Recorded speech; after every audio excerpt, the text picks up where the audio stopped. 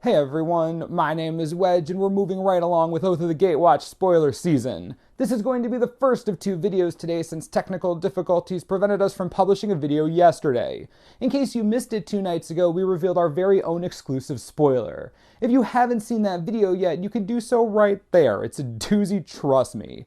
You won't be disappointed. Today, we have a ton of new spoilers, a new cleric legend, and more. I hope you enjoy these spoiler videos, and if you do, please remember to hit that like button and share this video wherever possible. It helps out the channel a lot. Let's do this.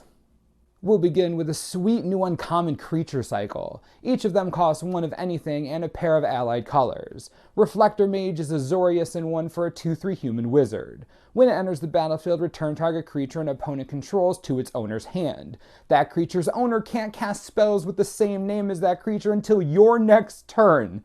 I might cry, this is beautiful. In limited, huge bomb, the biggest bomb. Unsummon effects are already amazing because they essentially set your opponent back a turn. This guy sets your opponent back a turn and prevents them from casting the card again. If they have nothing else to do, that's a blowout, huge blowout. Love this card. I wonder if it could see sideboard standard play against aggressive decks. Mind Melter is the Dimir creature in the cycle, a 2/2 Eldrazi drone with Devoid and it can't be blocked. You can pay 3 of anything and a colorless and target opponent exiles a card from their hand, activate only anytime you could cast a sorcery.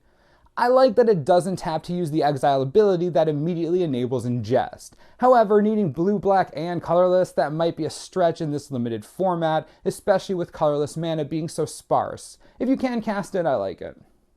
Jiraga Auxiliary is the Selesnya card in the cycle, and it's a 2/3 elf soldier ally. For 4 of anything, 1 green and 1 white, you can support 2. For those who don't know, that means you can put +1/+1 counter on each of up to 2 other target creatures. Mana sinks like this are usually decent in limited play. This one's no different. A 2/3 for 3 is passable, but if you can get to that ability, you're going to outclass anyone long term. It's not bad. Relentless Hunter is 1 of anything, and Gruul for a 3/3 human warrior. For 1 of anything, 1 red and 1 green, it gets +1/+1 and trample until end of turn. Okay, this thing's crazy strong. A 3/3 for 3 isn't bad to begin with. Making it a 4/4 trampler for 3 mana, also not bad. Being able to do that multiple times in a turn, yes please. This is a great mana sink in limited play. If it had haste, totally standard playable. But we can't have everything we want. It's still a good card.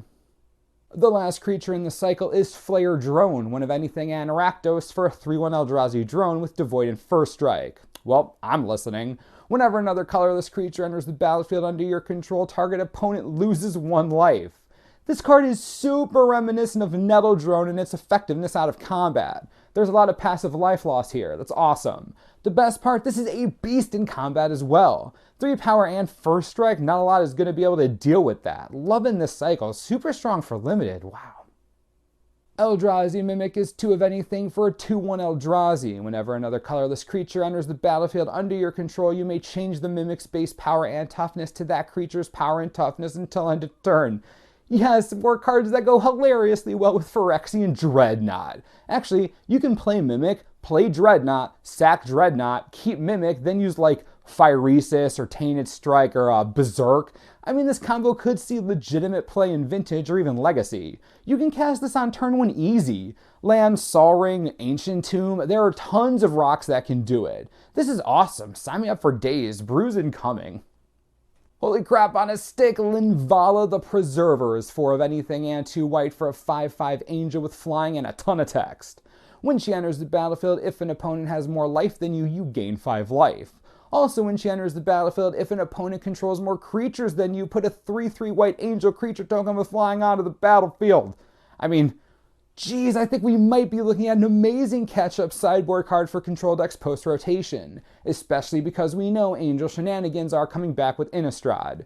Even without that, 6 mana is a lot, but you're getting potentially 5 life, a 5/5 flyer, and another 3/3 flyer. Your opponent having more life and more creatures than you is pretty likely given the kind of deck this will be in.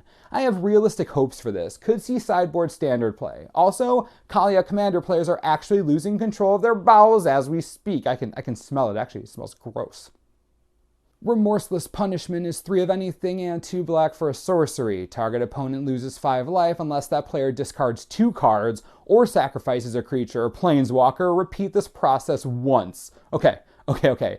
You might think this is too expensive as a sorcery. I know. But it's hilariously strong. Look at it this way. For 5 mana, they can discard 4 cards, discard 2 cards, and sacrifice a creature, or sacrifice 2 creatures, or a creature and a planeswalker. Now, giving your opponent choices is never something you want to do, but if you cast this later in the game against an opponent with no hand, they're forced to sack creatures. If they have no creatures or cards in hand, they're forced to sacrifice a planeswalker. While you are giving them a choice, if you cast this when half of their choice is made for them, is it really that bad? I don't think so. I'm really into this card. It's like a reverse confluence. It works for me. Ayli, Eternal Pilgrim, is 1 white and 1 black for a 2/3 legendary creature core cleric with Death Touch. You can pay 1 of anything and sacrifice another creature, and you gain life equal to the sacrificed creature's toughness. You can also pay 1 of anything, 1 white and 1 black, and sacrifice another creature to exile target non-land permanent. Activate this ability only if you have at least 10 life more than your starting life total. Taking this one step at a time. Standard play with Rally the Ancestors. Sack all the things to Nantuko Husk, sack the Husk, all of the life.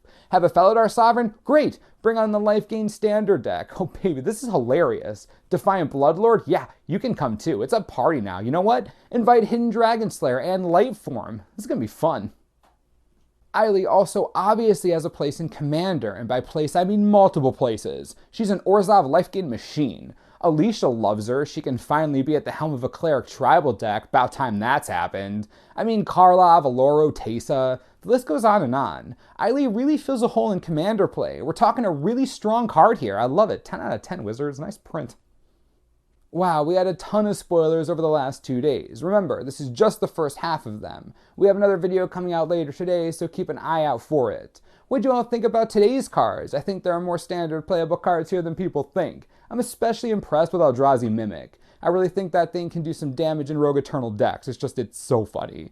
Anyways, let me know your thoughts in the comments and we'll talk about it. As always, subscribe for the latest and most reliable Oath of the Gatewatch spoiler information you could ever need. This is the Manosaurus. I'm Wedge. Thanks for watching. We'll see you next time.